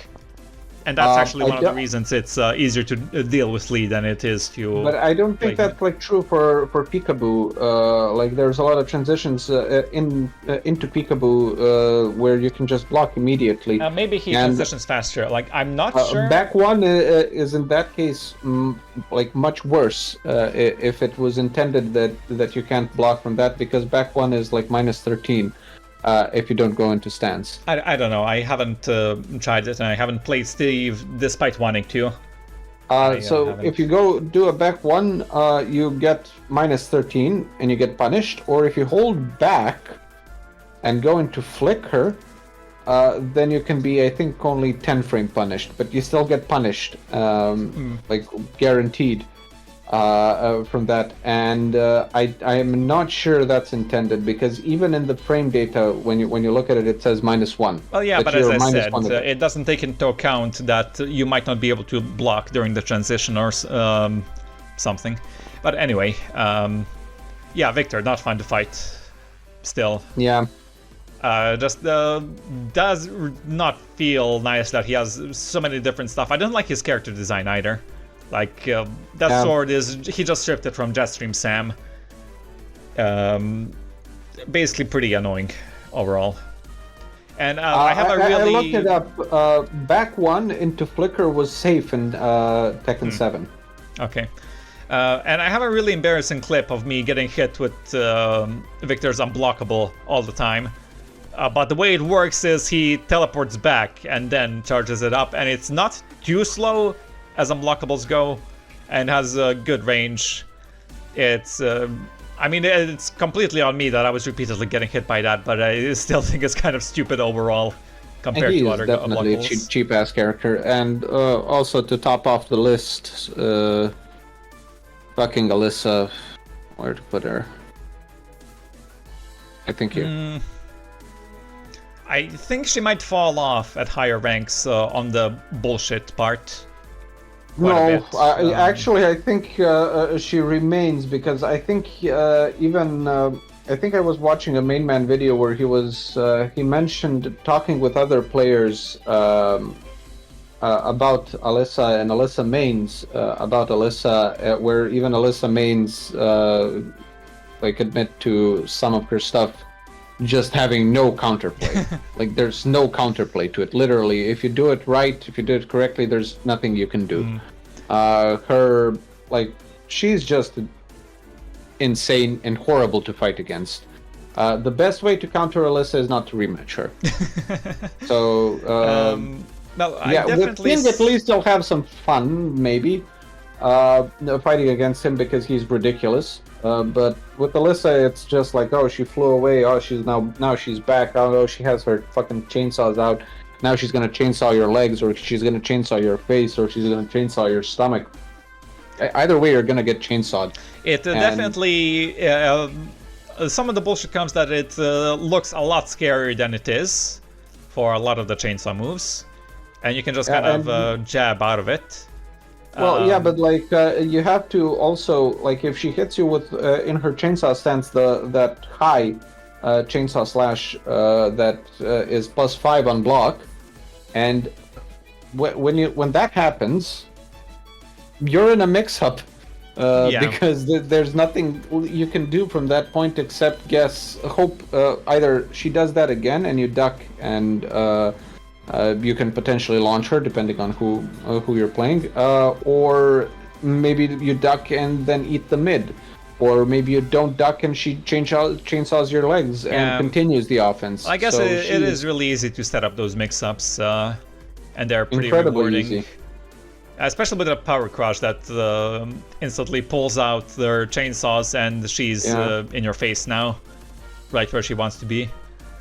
The movement, she has good movement, but also you don't need it. You don't need to really learn it that quickly because of her jet bullshit. Yeah, if you want to be next to them, you're next to them. If you want to be far away, you're far away, and that's about it. Yeah. She can control the spacing both with fundamental movement, but you don't need to learn it to control the space, is the thing. So is this the list? I guess this might be the list with... this paints a very sad picture of Tekken. Well, there is some subjectivity. I don't know if I agree with the bears being there. I mean, what, would you put them in okay? It's just that it's so punishing for them to just exist the way they are. Yes, but like they rely on exclusively on their bullshit to win, and when it works really well. And so yeah, to reiterate yet again, this is not just how bullshit broken OP they are, but how annoying they are to fight and how unfair they feel. How much effort you need to put into them to get a reward. Even unfair isn't too bad, honestly, but sometimes you feel that if you win, you had to work a lot harder than them, and even if you overall played better than them, you might still lose. Yeah. Because even if you're a slightly better player, or even a decently better player, you could still lose against them. And with bullshit, it's just like they are very successful without knowing anything, and if they do know, like if they, God forbid, have fundamentals, like they can do like. Yeah, I think Xiaoyu is quite the exemplar of that. Yeah. I've met some good Xiaoyus, like very good fundamentals, and there's nothing you can do. Yeah. You're fucked. I fought a really good king, actually, not too long ago, who really knew how to utilize the character and had good defense, so that was fair enough. And so, it's not that the characters in bullshit can't be, like, a really good match, but... No, but they facilitate bad behavior, basically. Yeah. And anything okay and below is, perfectly fine in my book. It's just a tier of like how much you need to try hard to actually make them work. And maybe they have really great rewards when they do work, but it's still very difficult to use them. You have to fully dedicate your brain to Tekken to make use of them. I would still put Lars in bullshit, but I will. I would too. I would definitely. But it's our list. Put him in bullshit. Nah, I can't in good conscience because I've had fights after I loved him a little bit. I mean, I did the replays and then practiced some of that stuff, and then the next time I fought against Lars, much more difficult for them to get away with the shit that they're doing. So, and then they do have to try slightly, but they can still rely so heavily on nonsense. And within the tiers, take the placement with a grain of salt, although I'm pretty confident in the honest tier. No, next video is going to be tier lists within these tier lists. So, and then we'll do a tier list for each of those characters for each of their moves, specifically. So, okay. 200 years of tier lists, boss. 200 years. 100 years, 200 years. We're gonna make tier lists whenever we feel like it. When we don't even make bullshit tier lists. And we're gonna make tier lists of tier lists. Oh, we're definitely gonna make a tier list. Yeah, but to round it off, I would group, like, even up until unfair as the cutoff point, it's still fine to fight against. But it is a little bit sad how many characters we felt we need to put into bullshit. Overall, it's not that bad, because if you group all of the bottom 4 tiers together, it's, it's not too bad. It's the majority of the roster. But it's still a little bit sad that... But granted, the game just came out My issue, and that's my issue with Tekken 8 specifically. I think Tekken 7 was a much more. You also came in at like what, season 4? Yeah, so it or was it 3? I don't remember. But they had quite a bit of balance patches before you joined, and before I joined even. Yeah, that's true. So it's like this game still has a lot of room to improve, but considering it just came out and we only had one, maybe what was it, 2 patches. One wasn't even a balance patch. Even the other one is nothing really. Can they please fix Steve's back one flicker? Please. Also, while you're at it, make Acid Rain launch. Yeah. So we can put Lili in bullshit. Oh my god, that would be bullshit.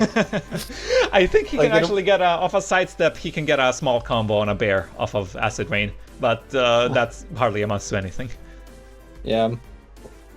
I wish this game didn't rely so heavily on very easy to set up mix-ups, where it's like mix-ups are a core part of the game, of course, but it's just for some characters so easy to put you in a situation where you're in a mix-up. Whereas with some other characters, you have to work to put them in mix-up situations.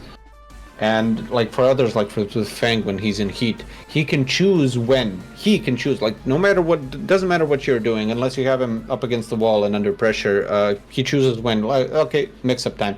Even honest characters can do that. Like Steve can, we're at the wall, I'll heat smash and, or heat burst, whatever. Can never remember which is which.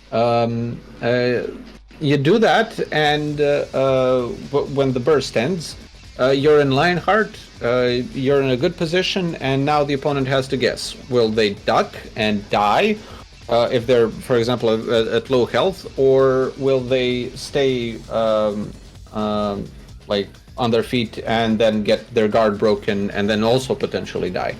And it's very easy to set that mix-up up. So that's true for even like characters that are considered honest, and especially true for like the more bullshit characters. And that's not something that I really agree with in this game. Even his clench thing. I mean, you do need to sort of approach it, but suddenly you're in a mix-up. Are you going to press 1 or are you going to press 2? It's like, okay. And if you guess wrong, you take some nice damage, and it shouldn't be like that much of a guessing game, honestly. And that's something that I dislike about 8, and I wish was... I mean, I don't know, mix-ups are kind of at the core of every fighting game and different... yes, but how easy is it to, like, remember in 7, it was much more difficult to choose, like, decide, okay, now we're going to be in a mix-up situation. And in a very powerful mix-up situation. Like, some characters have built-in strings that can just, like, terrorize you, because they go into, like, maybe a good example would be Jun or Xiaoyu or I don't know, fucking Azucena as well, and even Lars, and even like Raven. I can just, like, the way you get to any kind of higher rank is like just very easily get into a mix-up situation and keep mixing people up. It's ridiculous how far that will carry you. And it's much easier in 8 than it was in 7. I feel, at least. Maybe I'm wrong, but... But overall... a lot of people will disagree with me. I do like that it's kind of forcing you to actively defend. Like, my low parries have improved so much compared to 7, because I've been forced to actively defend. And as well as ducks and launches, that also works better.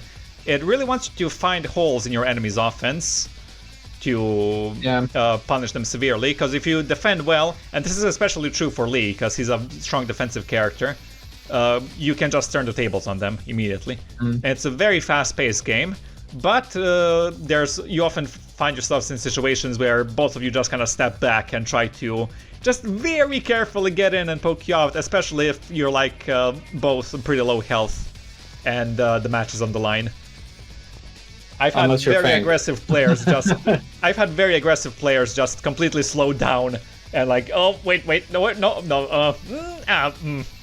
Yeah. when we get into that kind of situation. But I think this is a good cutoff point, or else the video will be 4 hours long. So Yeah.